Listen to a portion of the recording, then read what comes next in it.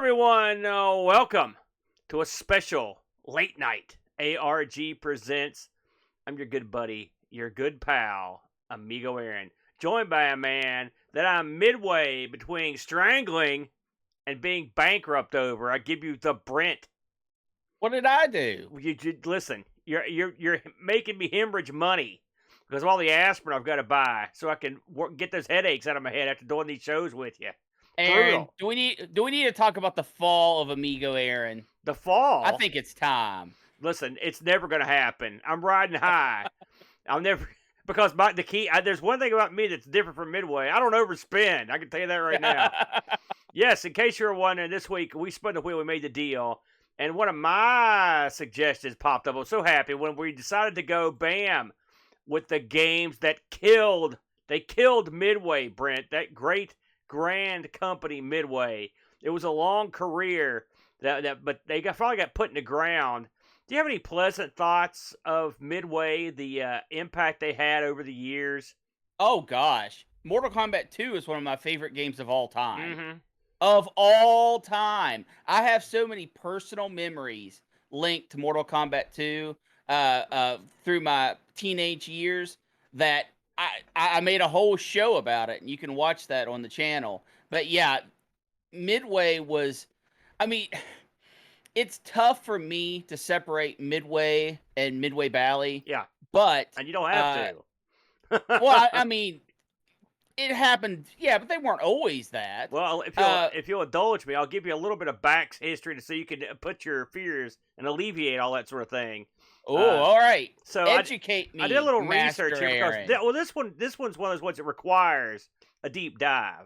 The brand, Midway Manufacturing. Get this, founded in 1958 as a amusement company. And they made stuff like solid state games. The old, incredibly old stuff that you would see in the arcades, landing the helicopters and that sort of thing. Absolutely. Now, it's funny you mentioned having them confused with Bally because guess what? They were Not purchased. confused. Well, they were purchased by Bally in '69. Woo! So, yeah, so that's why you shouldn't feel too bad because pretty much all their video game stuff, the Bally Midway name was totally valid on. And then in '73, Midway moved into the interactive entertainment industry, and that's when they started doing more of the video game stuff. Their first big hit was when they were the distributor for the U.S. They were the U.S. distributor for Space Invaders in '78. You can imagine what kind of wad that brought down. Instant free money. That's right. Eventually, Bally, because basically Bally's known for what? Pinball, right? That's their bag. Eventually, the Bally merged its pinball division into Midway.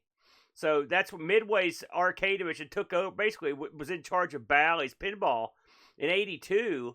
And then in '88, Midway was purchased again, and they were reincorporated into Williams, WMS Industries. Another big pinball manufacturer, also did some video games, including stuff like Robotron and Joust.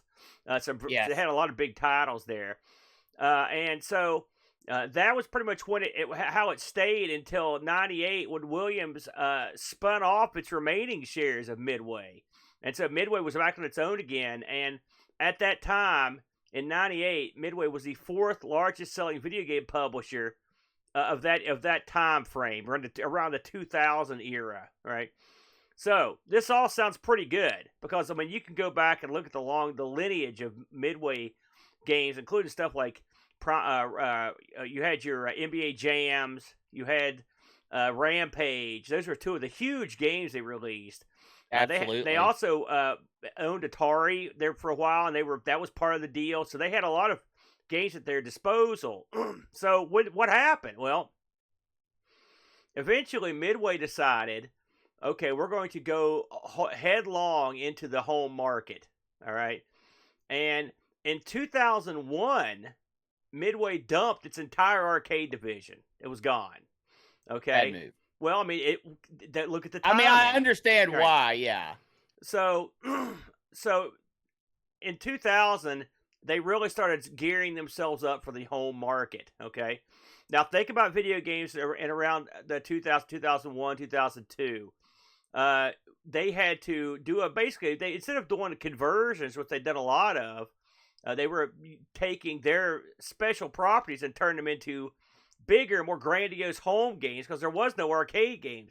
So you'll recall for example, when Mortal Kombat started coming out with all this crazy bonus features, they'd have chess and a cart game and all that stuff. This was their attempt to give you a little value add when you were getting those games at home. All right, so it became a little more expensive to make those games, but Williams knew that it was going to have to get into the serious stuff, and the serious stuff was going to cost them money. All right, and by Williams you mean Midway? I mean, excuse me, yeah, Midway.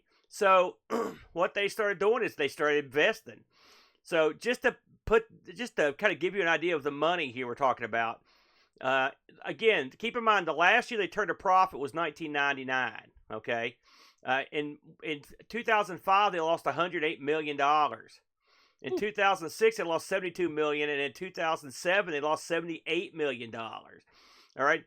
There was a big-time investor that was sort of putting up the money to keep them going through all these losses because they had loans coming out the yin-yang. They needed some hits. One of the things that they put a lot of money in is one of the games we're going to talk about today, but there were actually a couple other ones that were huge losers. In 2006, they canceled a GTA-style game called Fear and Respect. I remember reading about this. This was going to have Snoop Dogg in it, you know? Yep. Iggy Biggity. Yep. Well, it didn't happen. That got canceled, and it had been in production for 2 years. The big kick in the pantaloons, though, was after a couple years of secret work in 2008. They announced Midway announced This Is Vegas. I don't know if you ever heard of this. It's sort of a boondoggle of all boondoggles, and in 2010, after their bankruptcy proceedings had went down in 2009, so keep in mind they'd already filed for bankruptcy. They canceled This Is Vegas in 2010 after they'd spent between $40 and $50 million on the game. It was so far along that the title was on their schedule, but they needed another 8 months to finish, and 8 months, and it was going to cost them around $250,000 a month to put that thing to bed, and they didn't have it. I mentioned that they went bankrupt in 2009. It was a real weird situation. It's real confusing. There's a lot of legalese here, but from what I have been able to ascertain, the money mark for them, the guy that had been fronting all the money, he sold all of his stock to a guy for practically nothing. Okay, but the gimmick was the guy also bought all their debt, which was they were already in debt to $70 million at that point, and then they declared bankruptcy. So this sounds kind of fishy to me, and in fact it wasn't the only one that it sounded fishy to, because it got taken to court, but a U.S. District Court in Chicago dismissed a lawsuit that they misled the shareholders, which that stuns me, because if I was a shareholder I'd be violently angry about this. In 2010, bankruptcy court dismissed claims against their big money backer in terms of his sale to that guy for that cheap price and taking all the debt. They said that was okay too. And they officially were liquidated and taken off the public registry in 2009, 2010. And most of the stuff got sold to Warner Communications, Warner Brothers. Yeah, and WB. The entirety of think about the entirety of Midway's arcade history and all the stuff they owned. They only ended up getting $33 million. That's what Warner paid to get all that stuff. And then, really, one of the knocks against them is they haven't really done much with that stuff. That's exactly right. Ever since. There are so many good properties just rotting on the vine. Yeah. And I mean, they do re-releases every once in a while, but that ain't the same, brother. You've got money on the table. I mean, yes, they eventually went back and started the Mortal Kombat series back up. Yeah. Just to great success. But they had so many good old arcade games. Even if you just look at the old arcade games that they put out, you've got so much there that you could rework into a modern setting and do something with, and it's just gone. All that stuff's just gone. And I want to recommend, if you want a really interesting and amusing look at their decline, I watched this series called Matt. I think his name's Matt McMuscles, and he does a series called What Happened. And Yes. there's one called What Happened Midway, which is really interesting. I suggest you watch it. Also, there's several. I had to go through a lot of different outfits to try to get numbers and stuff. But so if you look around though, but there's a lot of secrecy or just I don't know lack of coverage. Because I remember at the time it was a big deal, but I guess it hasn't aged well or whatever. Because you don't hear many people talking about Midway that much anymore, which is surprising to me considering all the stuff that they did. I think I think there was shenanigans. As much as I love the concept of Midway, right? Yeah. Just what they did and what they meant for gaming, both as a developer and a publisher. But at the end, there were definitely shenanigans going on, and a lot of good people, honest people, working everyday people lost a lot of money because of them. Yeah. And that kind of crap is unfortunate, and that's a stain, that's a taint that Midway, the name, can never shake. It can never get rid of that. And it's unfortunate that some people, especially those that lost, a lot of money, will always see them like that. Yeah. I think a big chunk, I've read a lot of different people speculating there are many things that they did that killed them, and I named a lot of them, but what really was the fall? And a lot of people suggest that they just they were behind too many games, and they didn't really, that for every good game, you might see 3 or 4 duds, in there. And the ratio was bad, but I really would think, I'm just looking at the amount of money they dropped on This Is Vegas and the amount of money we could speculate they dropped on Fear and Respect, plus the amount of money they dropped on the game I'll be talking about. I mean, you're talking about, not counting the game I'll be talking about because it did get released, but these 2 unreleased games, you're talking somewhere in the neighborhood of like $60 million that never got paid back to them, and they get nothing for, and so that's, considering they were $70 million in the hole when that guy sold his stock to the other guy, for nothing to take up that debt. That tells you that's just about $70 million is about right, for the 2 games that got you 0 money. And then plenty of games that just straight up missed and some duds. We could talk about some of the duds that they had. They had they've had more than a few. They milked a few properties probably for too long. Your Blitzes, your Rampages, those things, they really kept beating that drum for quite a while. There was some weirdness with the NBA Jam license that ended up, so they ended up having to make some non-NBA Jams. That's where the Hang Time series stuff came from, because they couldn't use the NBA name anymore. That's a whole weird thing where they got sort of like outmaneuvered for that, and that cost them. They also, the Mortal Kombat license, as valuable as it is, they've put out some duds in that series. Well, and that's really why I picked the game I wanted to talk about, is the death of Midway is not just a financial death. It's, and if you want to get right into it, Aaron, let's get right into it, Brent. Tell them what you got cooking.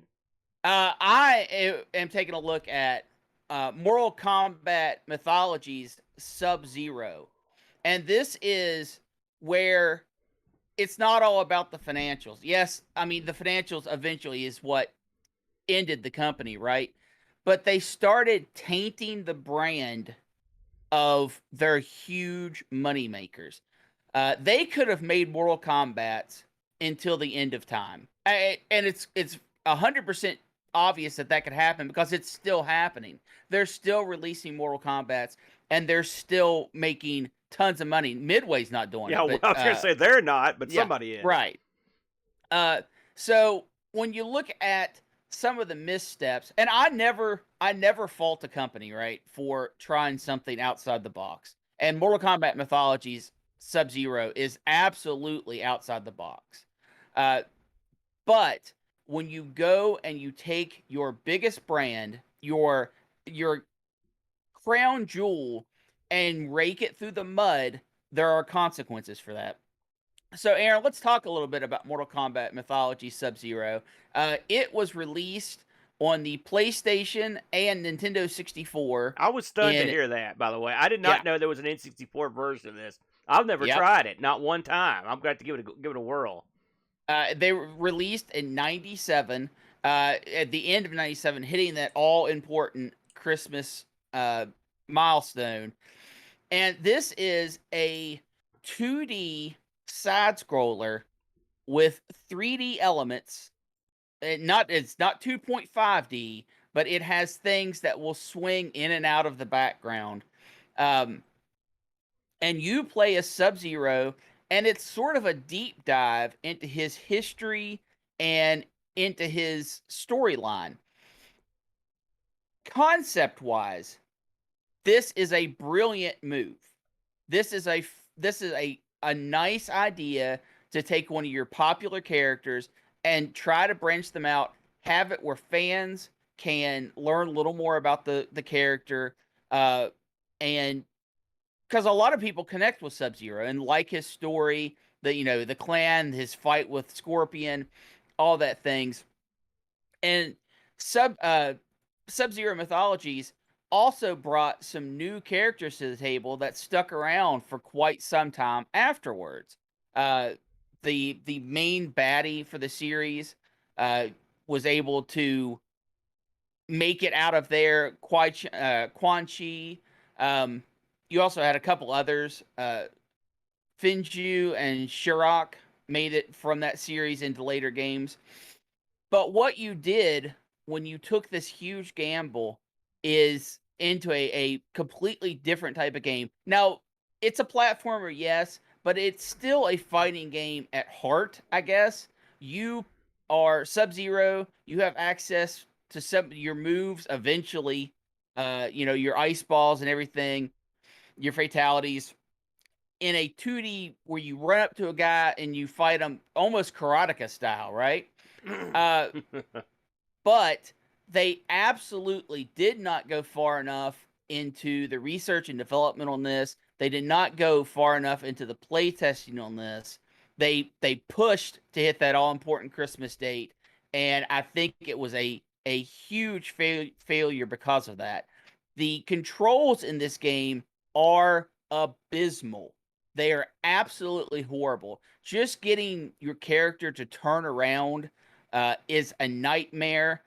The platforming elements are hindered because of the controls, and then blasted up to 11 due to the horrible camera angle.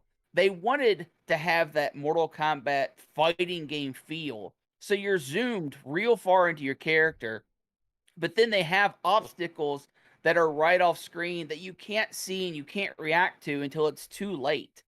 Uh, on top of that, they threw in RPG elements. So they're meshing three different types of games now. They've got RPG elements, they've got platforming, and they've got fighting. In theory, this would have been an okay thing, but they did not take enough time to let this thing cook. Aaron, how long do you think this game was in development? Do you have any idea? I don't have any idea. Less than 2 years. So they really rushed it through. And on top of that, they did all fresh motion capture for all of the characters in the game. That, just the motion capture, they only spent 1 week on it. 1 week. And because of that, some of the things just feel stiff. The animation for the game is not there. It forces some animations, some extra frames of animations that it doesn't need, which often has you walking off of platforms that you're just trying to inch up to. Because when I say platforming, it's almost like Prince of Persia type platforming, where you have to get real close to the edge to make your jumps, or you have to have real fast reactions to dodge what's incoming. Just dreadful. Another thing that they did when they wanted to keep these 3D elements, the 3D backgrounds, is they put stuff into the foreground. And what is bad about that is there are times when you can't see your character because a foreground element is blocking it. And while that's happening, it's not like you're just passing by these objects. There will be times when you are behind a foreground element being attacked and you can't see what your character's doing. Just dreadful ideas. They tried to keep the controls of the game based off of the Mortal Kombat fighting system. which again sounds great. They probably could have made it work, but now with keeping with up being your jump in a platforming game that requires some incredible precision, it becomes a nightmare. You can't inch up to things properly. You're always getting hit from things off screen. My experience, Aaron, with this game was just awful, just horrible, pretty much from beginning to end. I felt like I never had control. What was your opinion when you got to play it? First off, talk about the N64 having a version of this. I can't imagine using that stick to play this game. That sounds horrible. Oh gosh, yeah. I've actually played it on the N64. Yeah, I've always played this with the PlayStation. Yeah. This week, that's what I did. Here's the thing. It's a much better experience. When me and you first played Final Fight, okay, we both knew and Street Fighter as well. When we played this, we both thought, because we talked about this, like, man, this could be used for any sort of game you want. This setup here with the, keep in mind we're old, and this at the time this is a real, it was a real fresh setup with the way they had the bars and stuff. It worked, and you could tell, okay, this is the future right here, and so when you saw games like this, I remember when I saw this game coming out, my first thought was like, I wonder why they picked Sub-Zero over as opposed to. Well, I mean, I don't know. If it was me for the first game, maybe you pick Liu Kang or somebody like because the ninjas were sort of interchangeable to me, and so I would have picked someone like, or even like a Johnny Cage or Sonya, anybody. I mean, this would be my first choice. But that much said, I was excited about it because I thought to myself, this is a cool concept, because the problem with these beat 'em ups is that the fighting is so shallow, Yeah. And I thought, man, this is good. If you could use all the Mortal Kombat fighter tools at your disposal, they may have something here, And then I played it, and it doesn't play well. Part of the reason is the Mortal Kombat setup just isn't made for this, and they tried to keep it, but they tried to adapt it, and their adaptations were not good. That when guys get behind you, it's frustrating to do that.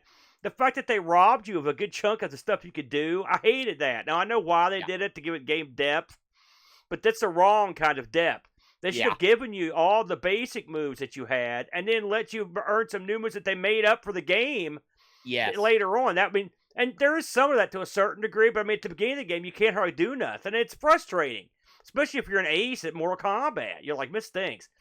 The ability to store items is, I mean, again, clunky. They did it for depth, but it is kind of goofy.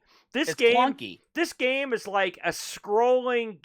This is the game that's kind of like a cross between a scrolling game and a flip screen game, because it feels like, you're right, when you just outside the door where you can't see what's going on, when you go from room to room, it just like whisks you in there, and you could get whisked right into stuff.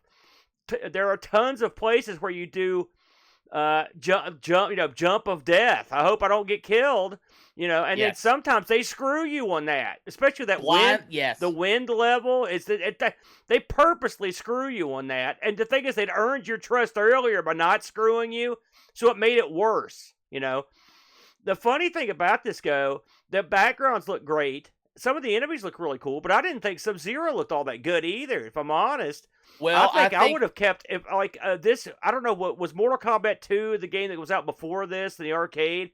I might have just taken all that and used that in the game. I don't think this looks as good. Well, you have to remember that you're thinking arcade and this is console. Well, the PlayStation could, I mean, they had Mortal Kombat on the PlayStation and he looked fine. So clearly he could do it. By the way, as we're looking at the footage, just look at the way he moves and the way he runs. It's not smooth. The backgrounds don't fit the guy. The motion doesn't work. I remember playing this game. I think this is one of the games that we rented so I could bootleg at the time. And I mean, because I've got a bootleg copy of this, but that goes to show you the dedication I had to my craft. Because this was not a game I would go back to all that often. And the thing is, I remember when we first got it, when I first got this when I was in Lexington, I tried to like it because I liked Mortal Kombat. I was kind of, and Mortal Kombat had been fun for me, but I mean, it was a dud. It was cheesy. as cheesy as the day is long, we're looking at a cutscene right here. Like these cutscenes are, I mean, these are porn level, porn grade acting abilities. You're horrible, you know. Yeah. Just so you would think. Well, they're so bad they're funny. That's true, but I mean that's not what they were going for. That's not what they were going right. for. Right. You know, I mean, if you think about this is your premiere series. Like when you think at this time, this is what Midway had. So they were saying, and this right here was going to be because we'd heard the rumors. Oh, they're going to do Sub-Zero. They're going to do some other ones. And, Sonya, I think Sonya was supposed to be next. Like this was the end of that. Was into that. I mean, is this the worst? It wasn't, but yes. Well, I mean, it was. Is this the worst? Special Forces came out after this. I was going to say this isn't the worst Mortal Kombat spinoff because that Special Forces game is beyond horrible. Like that is horrible. At least this has campy cutscenes. Yeah, you could have picked that, but I don't think. I think this cost more than that, so I think that's one of the reasons. I mean, that one was bad too. The reason why I picked this is this was a company that thought that they could put something out there. And they whizzed through it. 14 months, by the way, total development time. Yeah. And they thought their fans would just eat it up. They thought their fans would just say, Mortal Kombat, oh, I'm going to play this. It's going to be great. And it did not happen. And it got a bad reputation. It absolutely, in my opinion, hurt the Mortal Kombat brand. I think maybe not as much as it switched to 3D did. That's another huge failing when they did Mortal Kombat 4. This is more egregious than that was. And I didn't like the 3D, but they were trying, and also you get a cookie for getting into that area because it's hard to do. But this right here, this was just a horror. And the thing is, it stops and starts really. There's plenty to pick on, but the controls are no good. And the level design. I mean, when you can't get those two things down, then you're just the rest of it doesn't matter. None of it matters. You know, it doesn't matter how cool the backgrounds are or anything like that because you dropped the ball on the main thing.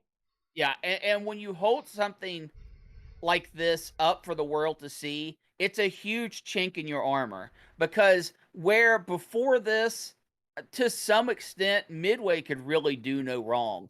They were allowed to explore a lot of gaming that they probably had no business in, and they were given a pass because they were Midway. This game, people looked at this and said, you know, this is a fighting game. It's a platformer and a fighter at its core. How could they mess this up so bad? And it's heartbreaking because I think this concept has legs. I feel that someone could redo this game, this style of game where you have the Mortal Kombat fighters going on their own adventures, fighting different characters, traveling along, some platforming. I don't think platforming should ever be the emphasis for a Mortal Kombat game. Yeah. But I think that this could have been something if Midway would have cared more about it. Well, if Midway would have put more time and more effort into it. I think the concept's been proven out. If you plenty of those, that system that you could take and pull the sprites out of games and make your own fighting games and whatnot. We've seen a ton of these things. Mugen? No, not Mugen, but I'm thinking the beat 'em up one, Beats of Rage.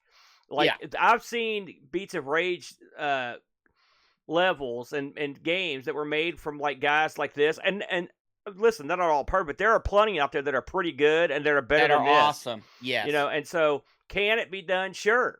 You know, but I assume that they were trying to get a quick score. You know, and they want to get that Christmas money. Yeah. I think that had a lot to do with it. Well, and this was again. Keep in mind they were still making money at this stage. So I don't know. Did you get any numbers on this at all? No, I didn't. The reviews for this are all over the map. Yeah. There were plenty of people in the review world whose checks cleared and they gave this a good score. But there were just as many where I think a more honest review was given. all the way down to as low as I saw was a 3 out of 10, which was given by IGN. Yeah. And that's right. You're in the right ballpark there. Yeah. And we didn't even get to the parts 3, 4. We didn't talk about the parts where the actual platforming parts.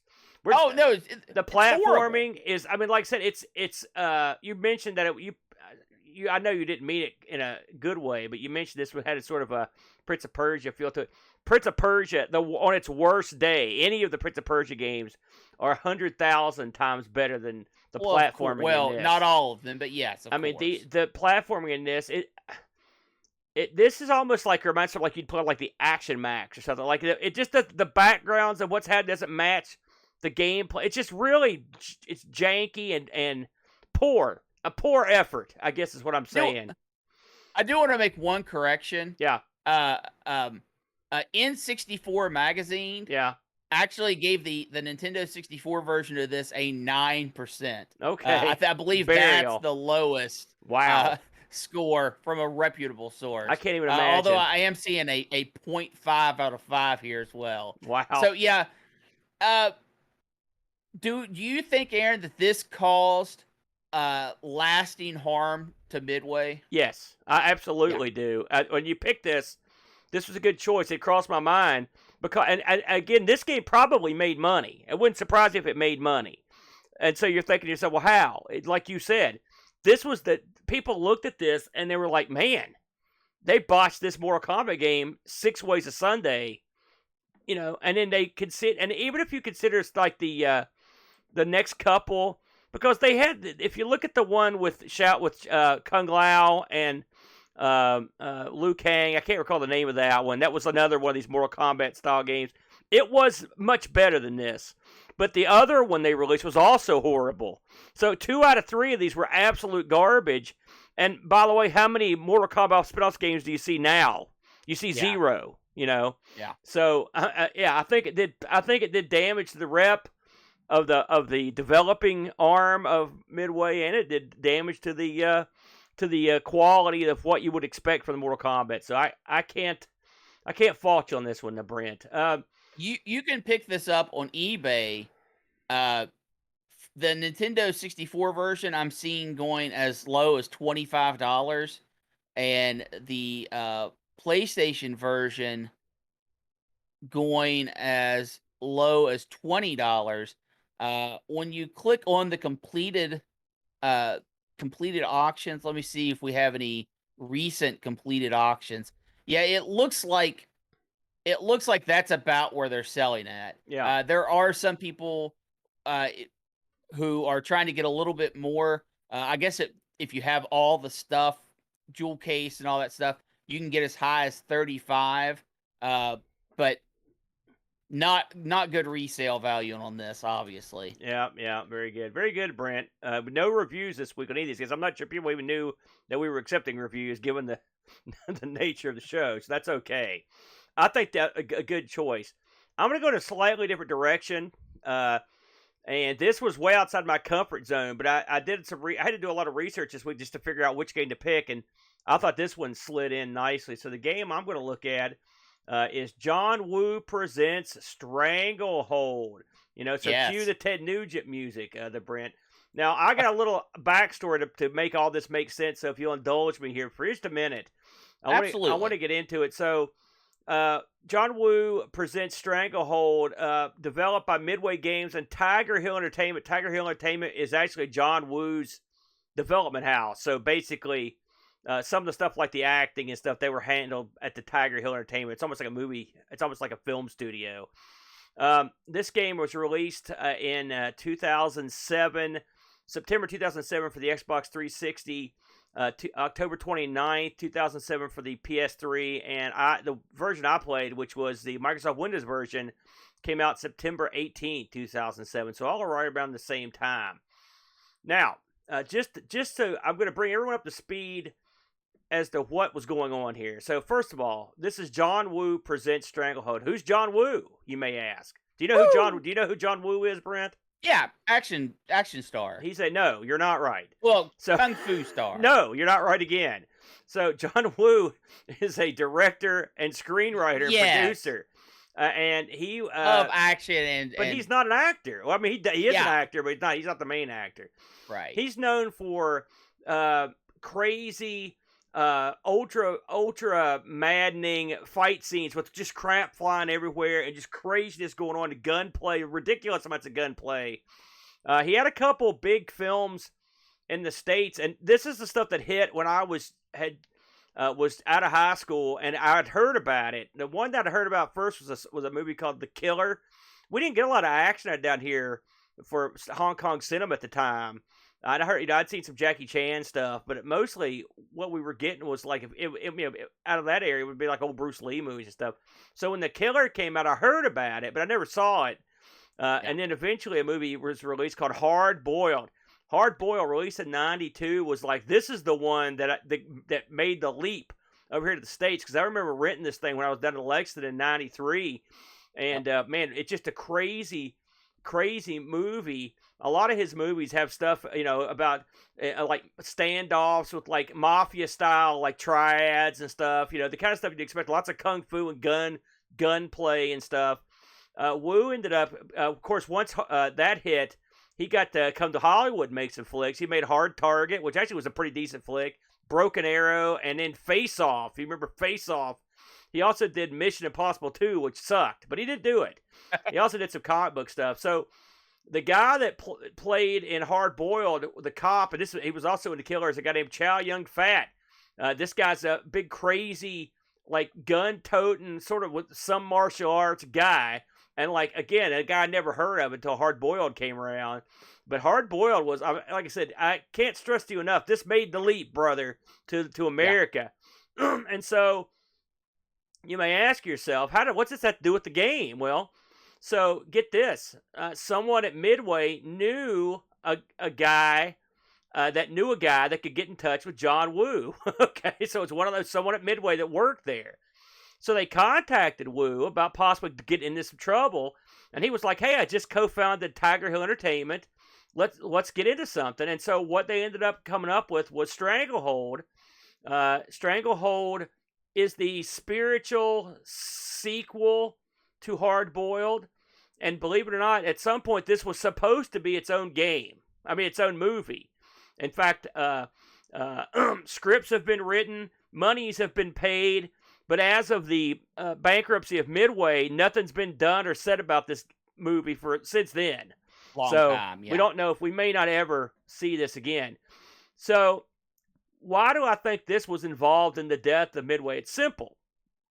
This was going to be Midway's first AAA title for the new generation of consoles, the PlayStation 3s, your Xbox 360s. And so they knew this was going to be a big deal. And they wanted to release it, on multiple platforms. They were coming off of a game that you may have heard of called PsyOps. PsyOps got pretty good reviews. And so this was the game that they were leading from, and they got a lot of the crew from PsyOps to make this game. Now, the funny thing about it is there'd been a mandate that came down that said, hey, from here on out, we're only using the Unreal 3 engine. That's the bomb, okay? So don't say that. Oh, that's what they said. So this is why they went out of business. They said crap like that. So the Unreal Engine was still being made. The Unreal Engine 3 was still in the process of being tweaked when they started working on this game. So they had to merge some of their own stuff into it to make it work, do the stuff they did. Right? So they had to literally license this this system, and then they had to add more stuff. So you can see the tickets are running up here because you're already paying to license this system. Then you're paying this other thing. Of course, then you're paying all these actors. You're paying John Woo. So it keeps adding up. They initially started with a group of 30 people to work on it, and eventually they got over 50 people working on this thing. And they worked hard. They believed in the system, and they put it together, and they had a plan. I'm going to get to what you could do in the game here in a second, but this is just the background so we can lead to what cost us so much money. So once they finally finished putting this thing together, it took them several years, and they finally had it ready to go. In fact, they put a trailer for Stranglehold on as an extra feature on Mortal Kombat Armageddon. They even had a contest called True to Woo, where you where you could win 25 large and a chance to meet the developers. I should have looked into that because that's why I meant to look in to see who won that, but I did not. So I don't know. I guarantee that was a never payout. I guarantee. I don't know. I don't know about that. So with all that said, what did you get for your money? You got Stranglehold. Now, I want to say up front that this game. Do you know how much this game cost them, Brent? You want to give it a guess? I unfortunately know the answer. Oh, so you do know the guess. answer. Well, yeah. The answer is, according to the developers, it cost around $30 million to make this game. Yeah. I know McMuscle said, to put it in perspective, that year's top game, Assassin's Creed, that moved 9 million units. It cost them $20 million to make that. So this was $10 million more. Now, what is this game? That's bad times. Well, we'll get to that. You got to move a lot of units to make that money up. We'll get to that. So this game is a third-person shooter where you take on the role of Tequila Yon. Now, Tequila is a cop, and he's out to try to figure out who killed a police officer to begin the game. That gets you into a bunch of stuff that includes Chinese mafia and Russian mafia and some other stuff. I don't want to give away the whole plot because it's not really necessary for a game like this.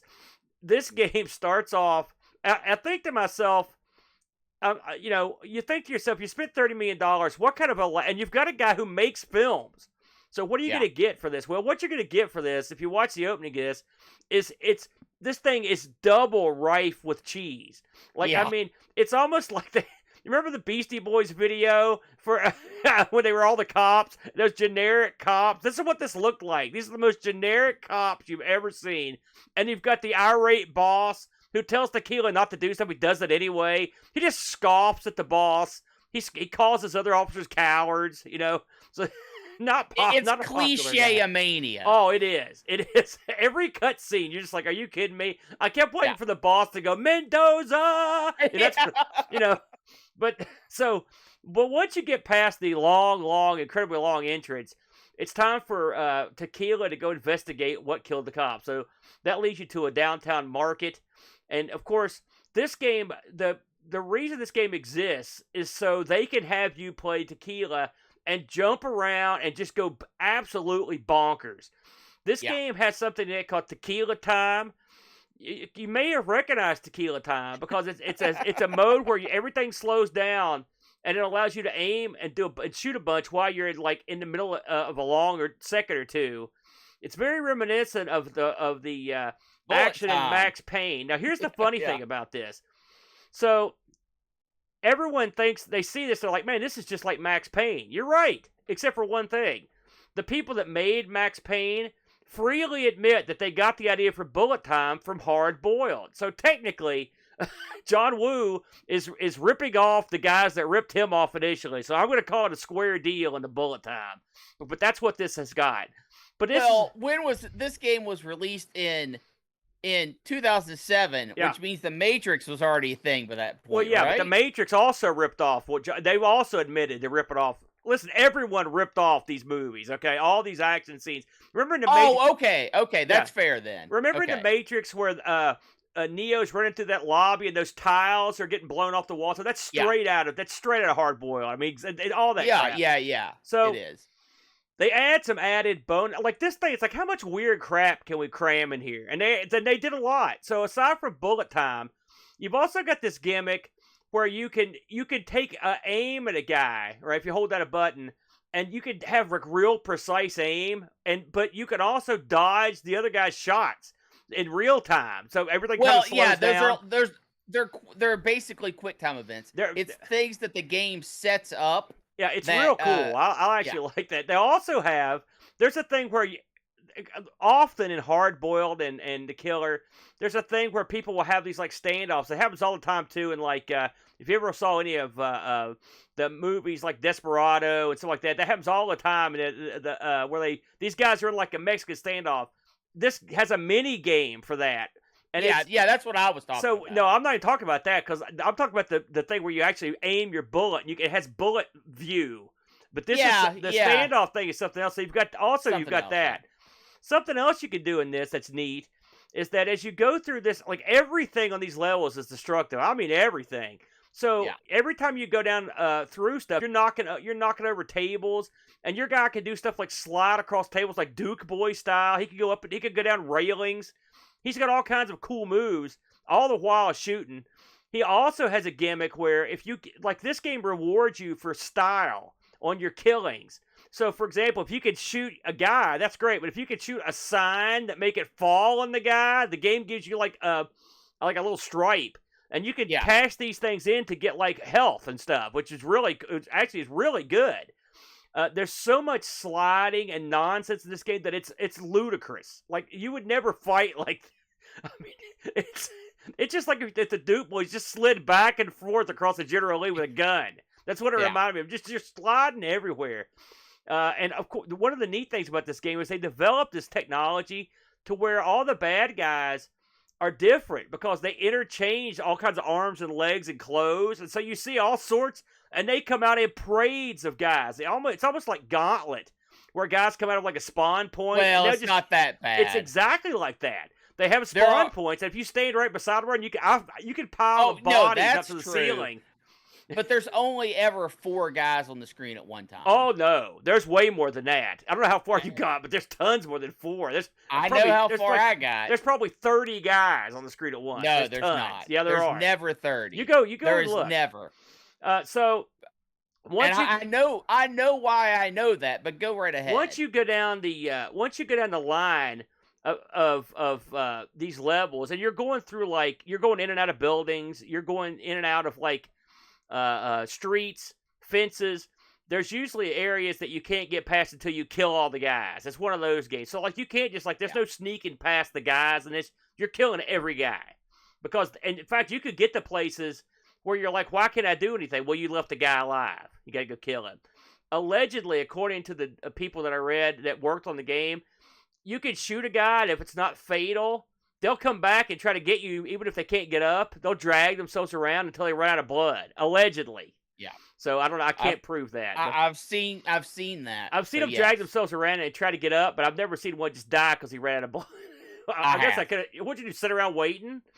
Well, depending on where you shoot someone, like if you do a precise aim, which is one of the specials, and shoot them in like the leg, they'll sit there and just struggle for 30 seconds. Yeah. And then they'll die. It's pretty cool. So, I mean, this engine's not a dud. They really put a lot of time into this thing. They got what they wanted out of it. Let's just put it that way. They wanted this kind of game. Once you get far enough into a level, you'll come to the boss, and you'll have you'll go down with him, and then you'll have your cutscene, and then you'll move on. That's pretty much the way it goes. I went through I think there are 7 levels to this, and I think I went through 3. Did you beat it? I beat this. You beat it. I delayed the show an hour so I could finish the game. Now, had you played this before this week? No. Had you heard of it? Yes. I see. Well, we'll get your thoughts here in a minute here, because I'm anxious to hear what you thought since you went through the whole game. I found the game, in terms of the fun factor, I found it pretty amusing. However, you do get tired of going through wave after wave of geeks. I will say that. I wish there was a little more variety there. But I would say this was a pretty decent game.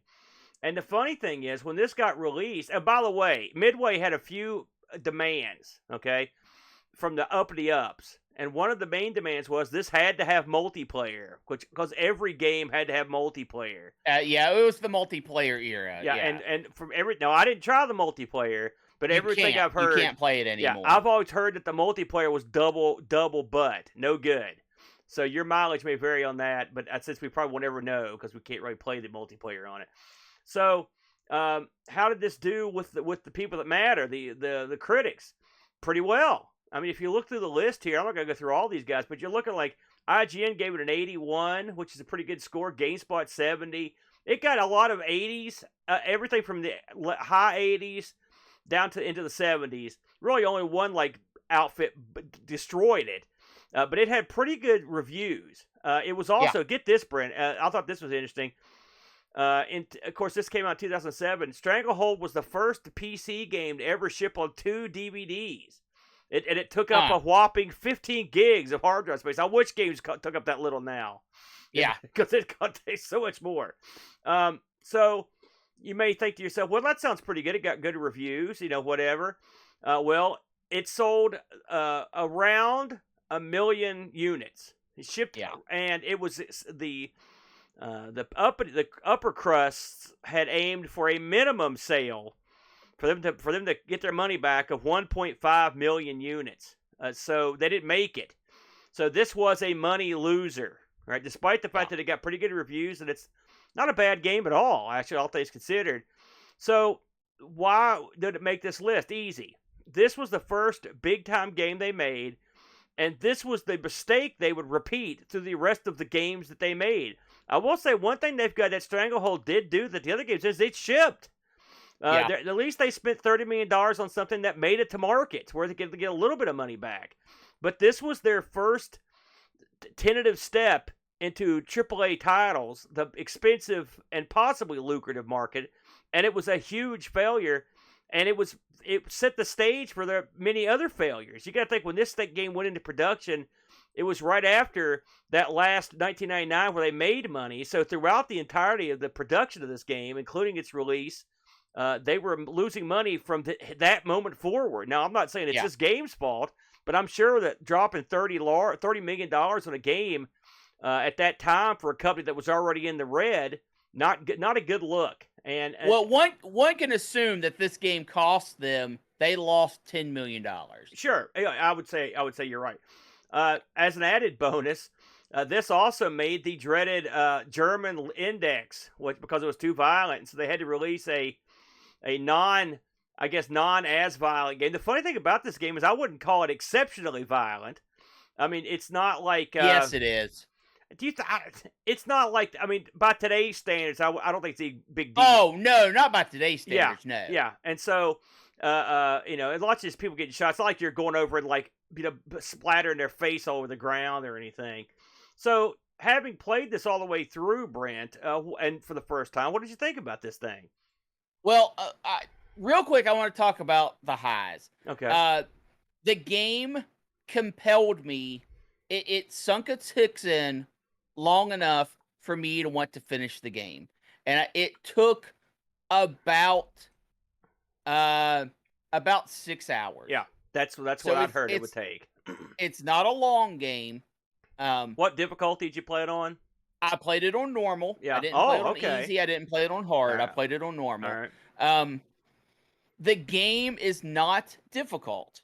It gives you plenty of leeway to kind of do your own thing.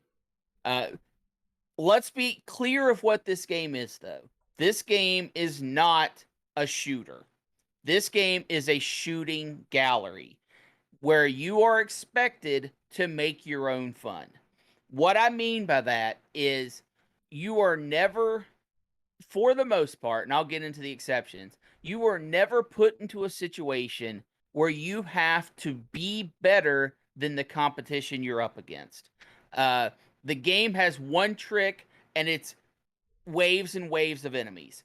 And gives you the tools to handle that without doing anything extra. It has a cover-based system that I 100% did not use. I used it. I did use it. That's fine, but I'm saying I never once went into cover and I beat the game. By the way, that's also a throwback to Hard Boiled. There's a lot of that stuff in there where you get behind a pillar, that shtick. So that's sure. Yeah, that was also a throwback. But what I'm saying is the game gives you plenty of tools that you do not have to play that way. The AI in it is rock solid stupid. There is no AI. Enemies approach from their given spawn point. They typically, some will hunt, as in look around the board for you. Some will literally stand in place from where they spawn and wait to die. And the reason why that is there are so many environmental kills where you shoot a sign, You shoot scaffolding and things fall. You shoot supports and rocks fall on people. That is what the game is designed to be. It is a shooting gallery. It is not a shooter. This is not Doom. That is okay for the length of time that I think it sticks around, maybe one level too long. But the game expects you to go in there and make your own fun. It's to go and jump around. It's to do all these environmental kills. It's to use your special powers to do your special powers, by the way. One is heal, one is precision shot, where basically time stops and you get to line up whatever shot you want.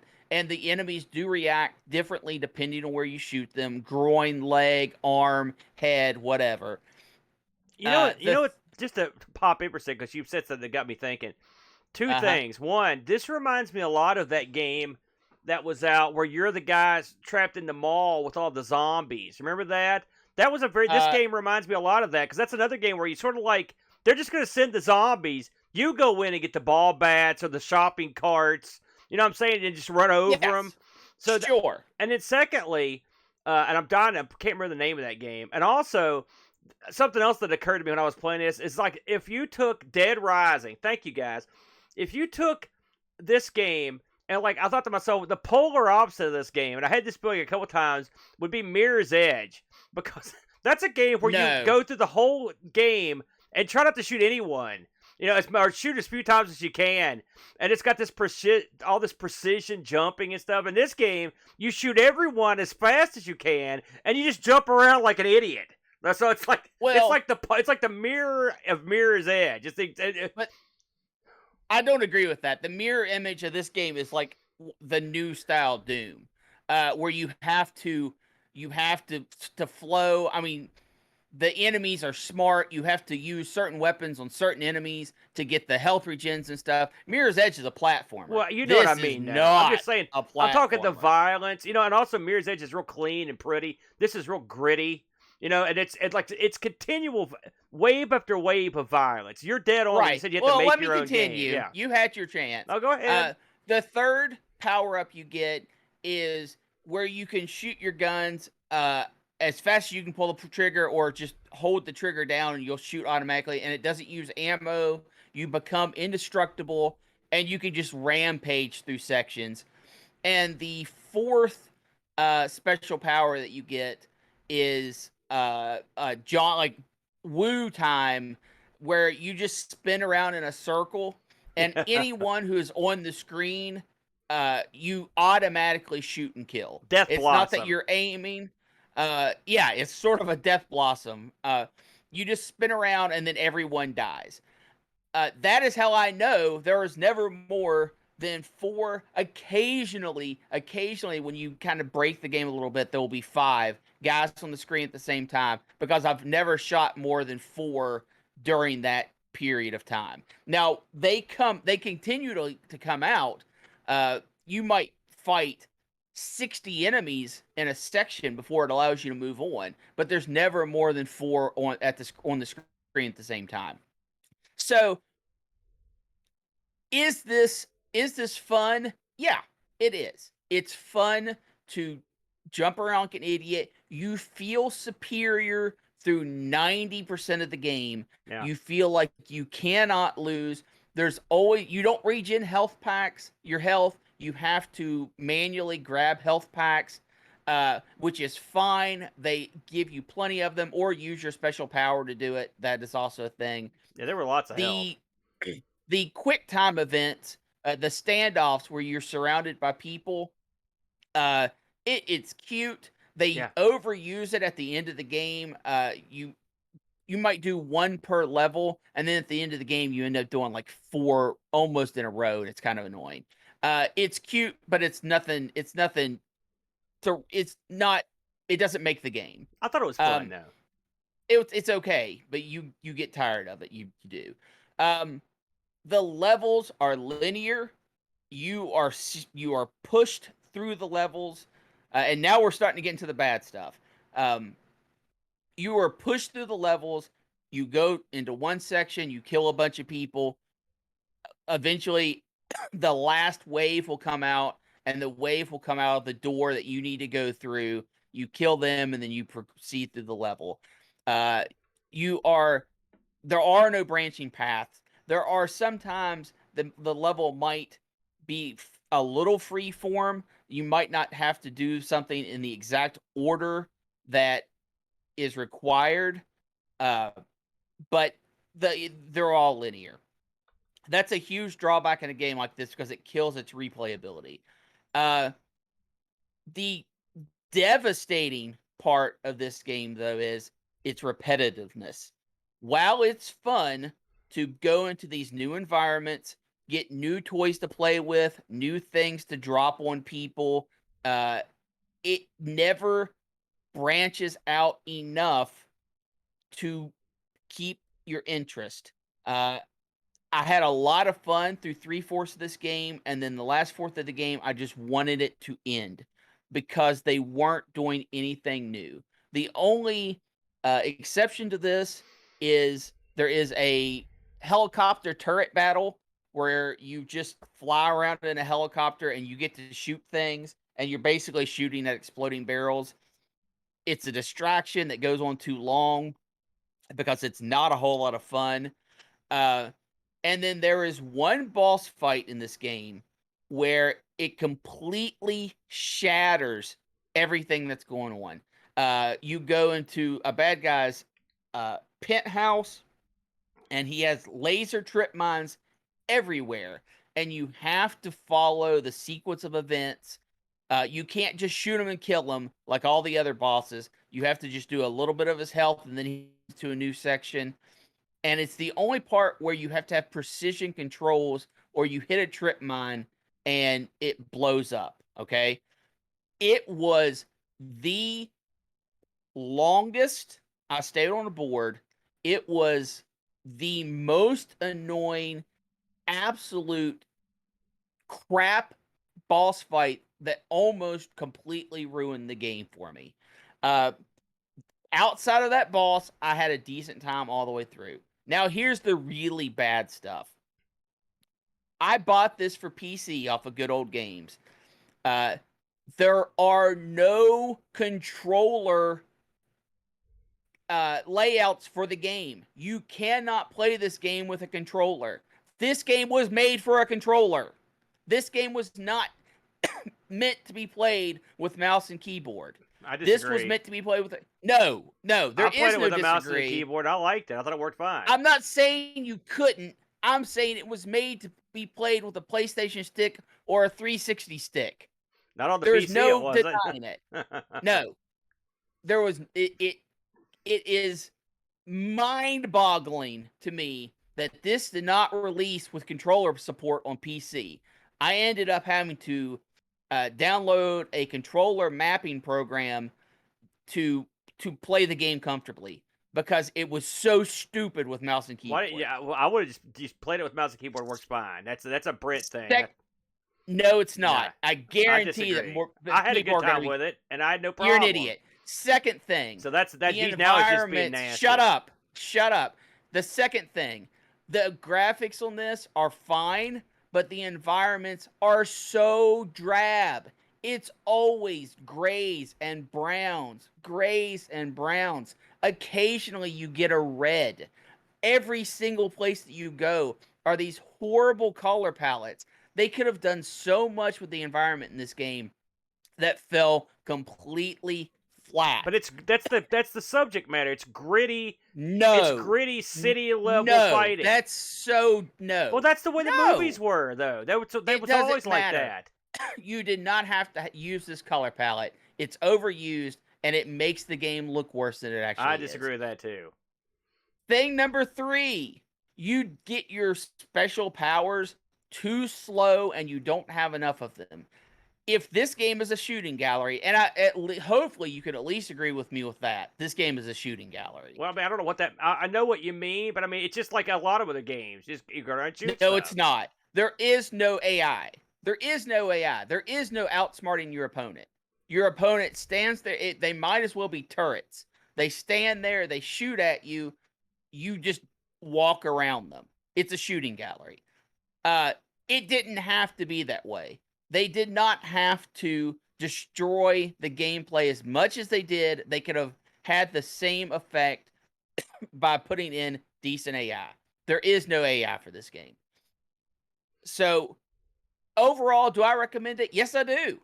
If you want to feel like a big man gunning down hundreds of folks, thousands of folks, piles of them, and jump around like an idiot, it's good fun. This is a lot of people are going to compare this to Max Payne, and I completely understand that. This is not Max Payne. No, Max Payne is a shooter. This is a shooting gallery. Well, you're being too tough, I think. There's a no, that's what it is. There's plenty of parts no of AI. This. I mean, listen, what is the AI? They run out and they try to shoot you. That's the AI. No, they're not never smart. take cover. No, they never take cover.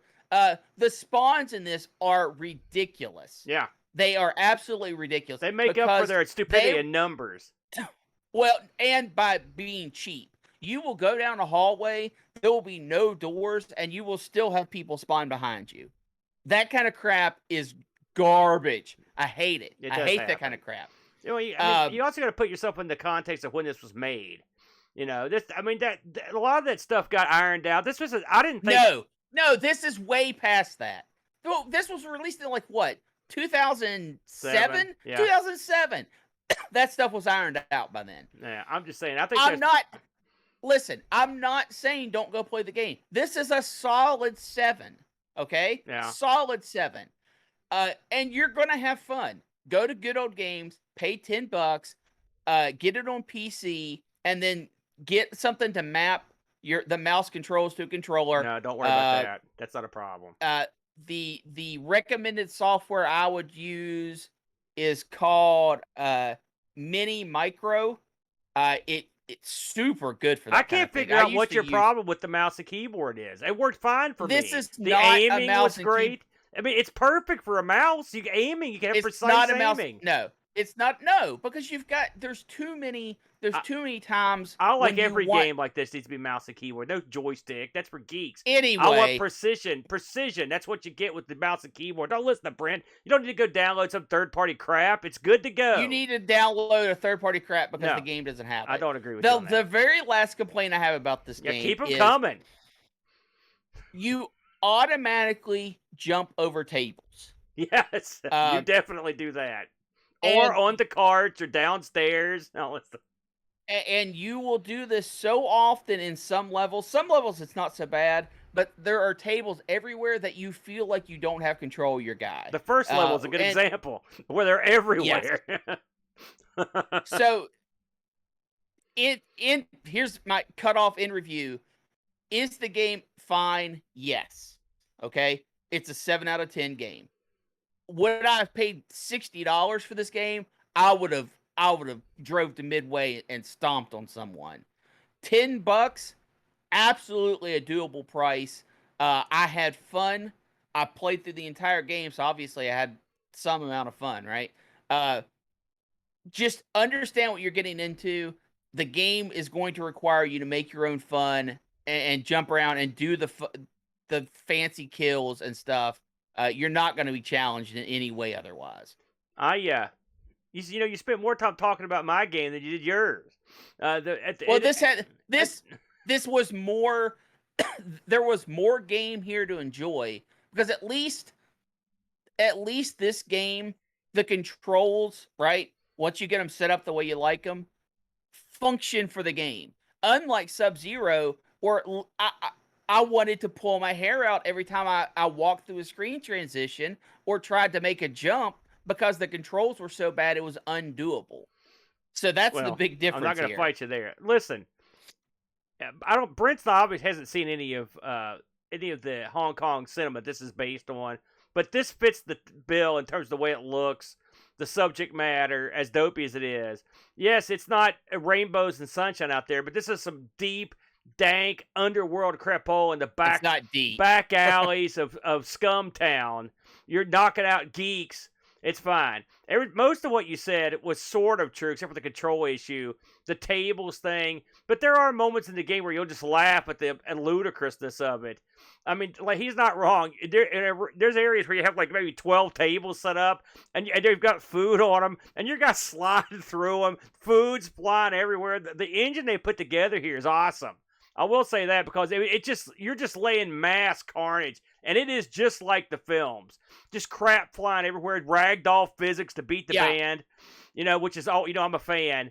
There's bits where sometimes there'll be a cart, like a serving cart. You're going to just hop on it and ride it down the hall, and you'll be shooting suckers. It's great. It's good, stupid fun. It is. This is a game you pick up and play it for like maybe a week, then you're done. And that's all I can say about it. Believe it or not, there was a sequel planned for this, even despite the fact they lost all that money. But they didn't get too far into the sequel before they ran out of money and gave up on that. But there was, in fact, a sequel. And this is, a lot of people love this game that are in the John Woo, because this is the best of any of the John Woo style games that there are, according to a lot of people. It is. Yeah. This is the only game like this that I can recall. I will conclude by saying I looked this up on the eBay.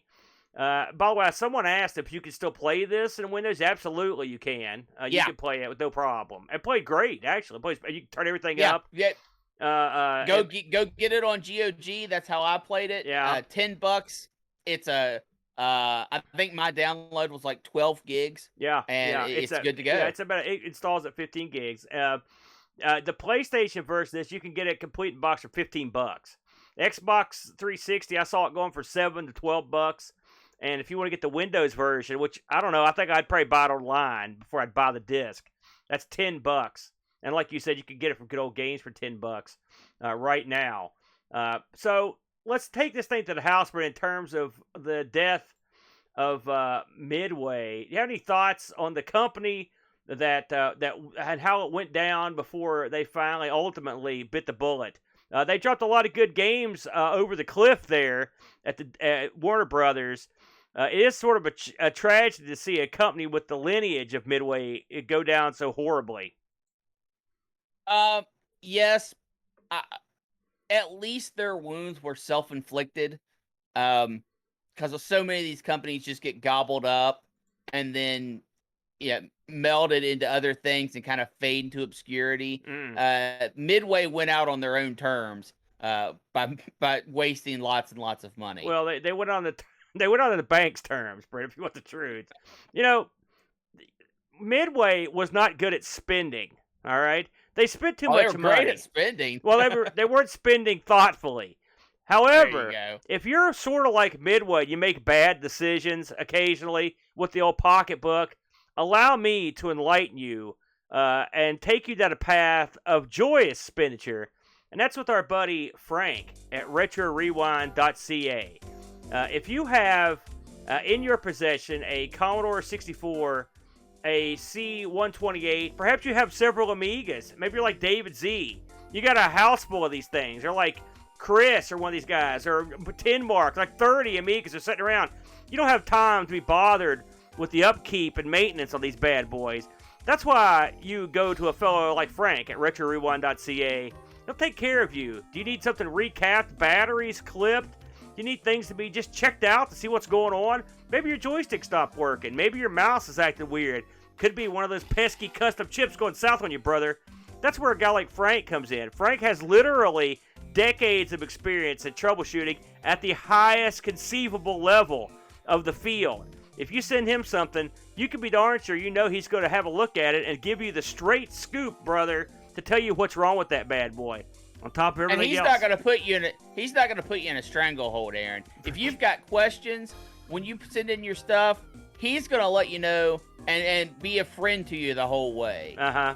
And he's not cold like Sub-Zero. He's warm and helpful. He's been more than happy to set you up. And if you decide you want to set yourself up, Frank is full of all the custom parts you need to take care of yourself. You need a cap kit.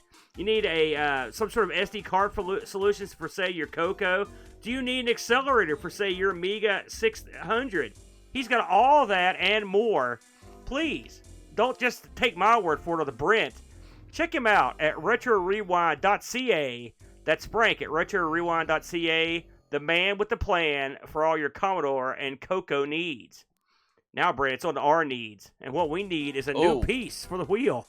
That's what we need. So we're going to spin this sucker. And then if any of the mystery pieces come up, we'll explain them at that point. Here we go. You ready, Brent? I'm going to give this a good hard spin. Here we go. There it was, the spin grunt. And the winner is, it's ARG Battle, Brent. Tell the people and myself what that means. Well, you're going to have to spin again and see what we're fighting about. Oh, man. Is that what it means? What if we roll ARG Battle again? We're going to fight over how stupid an idea that was? All right, here we go. I thought we were out of the woods, but nope, we got to go again.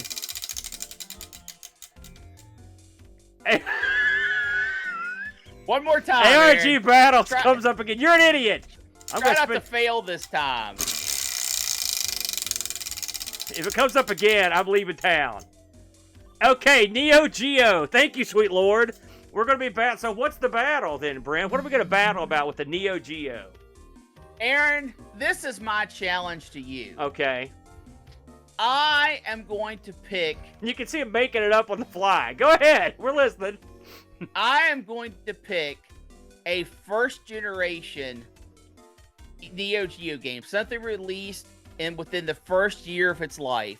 Okay. And you're going to pick something from the last year of its life. Okay. And we are going to see which of those two games Well, see, here's the problem with that. Because everything out of the last year of the Neo Geo's life is going to be King of Fighters something. So... All right. Oh, okay. That's a dumb idea. We'll do 5. I'll go 5 up, and you can go 5 Why don't we back. just both pick something from the first year and see which one's better? How about that? No, that's boring. So tell everyone one more time what your plan is.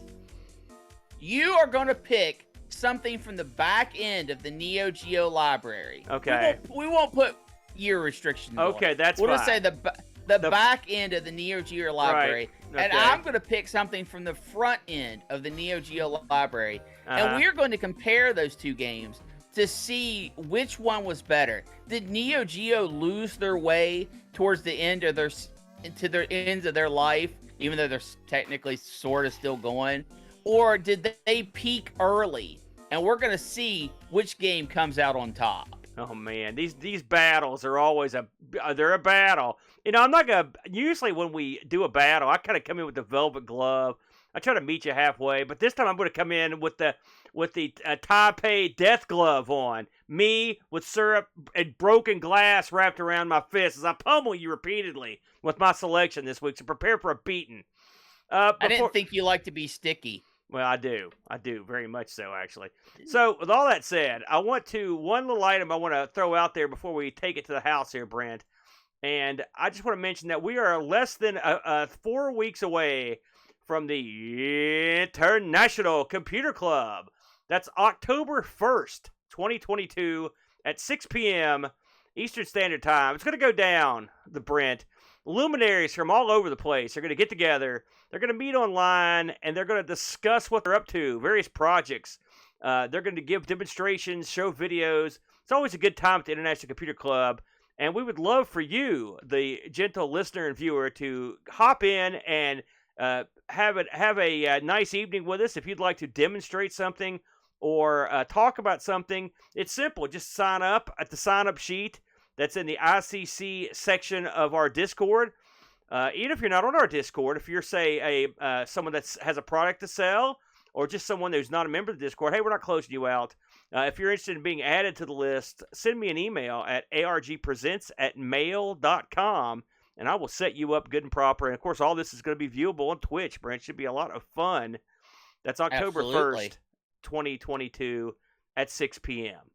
Oh, yes, one last item. Curtis Boyd just mentioned this. Our own buddy Frank, that we just spoke about, Retro Rewind, is going to be the guest speaker for Coco Talk next week. Coco Talk is a great computer show. They're on Twitch. They're on YouTube. I believe their show starts Saturdays at 1 p.m. Eastern Standard Time, if you want to catch that.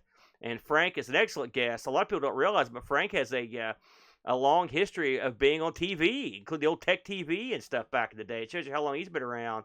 So that should be a good show. Brent, any parting thoughts before we take this to the house? You know what? give Stranglehold a try, guys. I think it's worth your $10. I would love to give a strangle try on you when you told me to shut up during your review, but I'll strangle you later.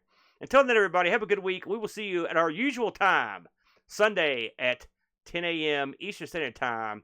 Thanks, everybody. Have a good evening, and sayonara.